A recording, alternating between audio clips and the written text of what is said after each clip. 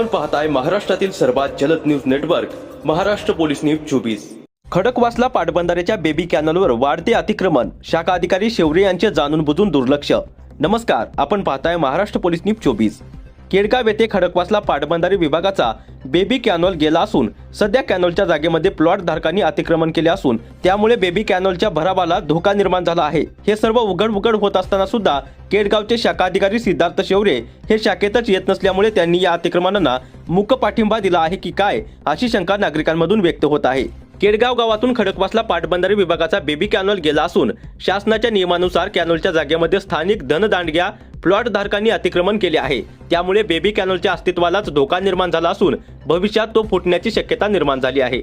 सदर अतिक्रमण केडगाव शाखेच्या ये जा करण्याच्या वाटेवरच असून सहजच नजरेस पडण्यासारखे आहे। मात्र येथील शाखा अधिकारी सिद्धार्थ शेवरे हे 6 महिने ऑफिसकडे फिरतच नाहीत, त्यामुळे अतिक्रमण धारकांना मोकळे रान मिळाले आहे। अशातच शाखा अधिकारी शेवरे यांना ही बाब माहीतच नाही की ते माहीत असूनही जाणीवपूर्वक याकडे दुर्लक्ष करत आहेत, अशी शंका निर्माण होत आहे।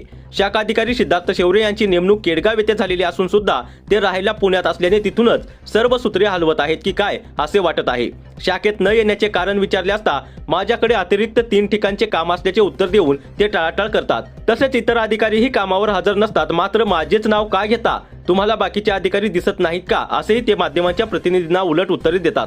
अशा कामचुकार आणि शासनाचा फुकटचा पगार घेणाऱ्या शाखा अधिकारी सिद्धार्थ शेवरे यांची चौकशी होऊन त्यांच्यावर कारवाई करावी, अशी मागणी शेतकरी वर्गातून होत आहे। महाराष्ट्र पोलीस न्यूज 24 साठी दौंड तालुका प्रतिनिधी नेताजी खराडे।